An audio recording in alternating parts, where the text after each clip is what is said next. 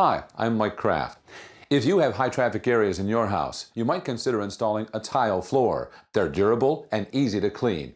And the installation is easier than you think. Ceramic tile also works well in rooms with a lot of moisture, like bathrooms and kitchens. And they're great for entryways too, which is what we're doing in this room. And to show us the installation process is our carpenter, Jeff Clammett. Hi, Jeff. Hi, Mike. Here are some of the things you ought to have for a tile floor project.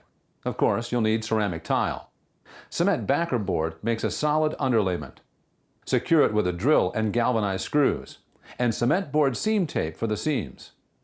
To prepare your project, have a tape measure, pencil, chalk line, and a square. You may also need a sander and floor filler. To install the tile, be sure to have tile adhesive, a notched trowel, tile spacers, along with a level and a rubber mallet. Grouting tile requires grout and a rubber float, buckets for water and mixing the grout, sponges, and sealer. If you have to cut the tile, you'll need a tile cutter and possibly a glass cutter and nippers for curved cuts. And don't forget work gloves and safety glasses. You'll also need transitions and molding. Our project requires tile edging metal strips. Always use proper safety measures when doing any project. And if you're not confident in installing a ceramic tile floor, see a Lowe's associate, because Lowe's installs many types of flooring. And always follow local building codes. Now, before starting the project, read the manufacturer's instructions. You'll find information about moisture tests and types of subfloors. Okay, let's get started. Jeff, what's the first step? Well, the first step is to remove the old flooring and the baseboards, which we've already done. And then you're going to want to determine the square footage of the area. In our area, we decided that we're going to do a 4-foot by 4.5-foot section.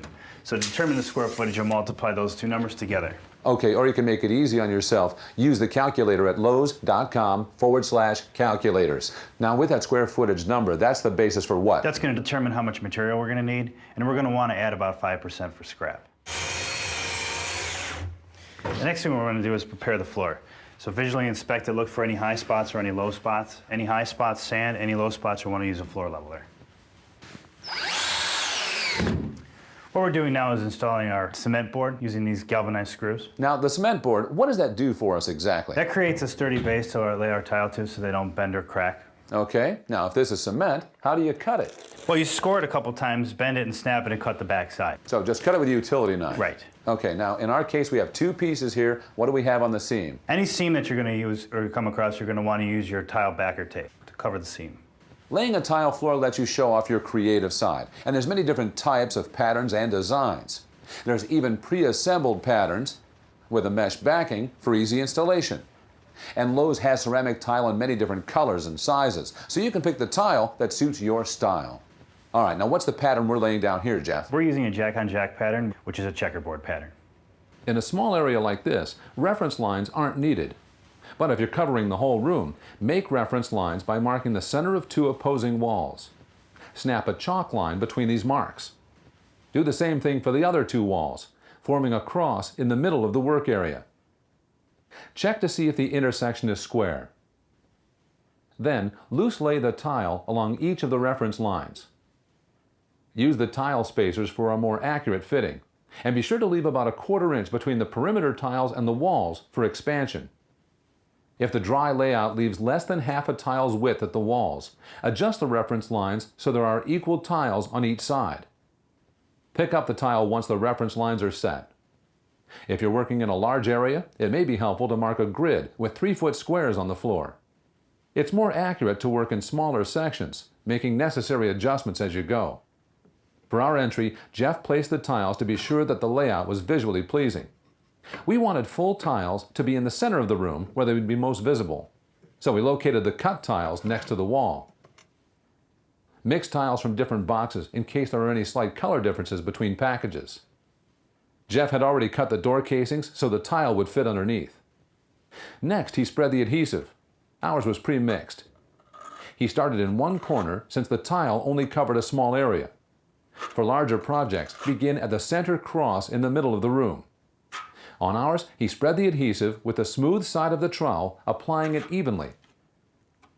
If you have reference lines, try not to cover them. Once the adhesive was down, he combed over it with the notched side of the trowel at a 45-degree angle. He combed the adhesive in one direction without making swirl patterns. This ensured uniform application of the mastic. He removed any excess with a trowel. For our entry, we used tile edging. Jeff spread adhesive along the edge of the work area, then laid the metal strip on the mastic. The adhesive held the edger in place. When he had a small area covered with adhesive, he started laying the tile in place using the spacers. He lightly pressed and twisted the ceramic to set it into the adhesive. Periodically, he lifted a tile to make sure the adhesive was sticking.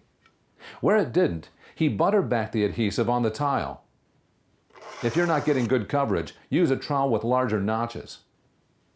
When adhesive got on the face of the tile, Jeff wiped it off with a damp sponge. After a few tiles were set, he evened them out with a rubber mallet and a level, and checked this often as he laid the floor. He kept working from the edges of the work area. For the tiles that needed straight cuts, Jeff used a tile cutter. Use a glass cutter and tile nippers if you need to make curved cutouts, and always wear safety glasses. Once all of the tile had been set, we let the adhesive dry overnight. The next step was to grout the joints. We mixed the grout according to the manufacturer's instructions. Usually, the directions call for a paste-like consistency. Jeff applied the grout with a rubber grout float diagonally across the tile joints. He removed as much excess grout from the tile surface as possible. After 20 minutes, he wiped along the grout lines with a damp sponge until the grout was just below the tile surface. After the grout has been set, we avoided heavy traffic for 72 hours and waited 3 weeks for the grout to cure. Then we applied a grout sealer to the joints. The last step was to attach any trim work or transition strips. Thanks to Jeff, the end result is great. Now that you've seen how our entry is done, check out more videos at Lowe's.com/videos.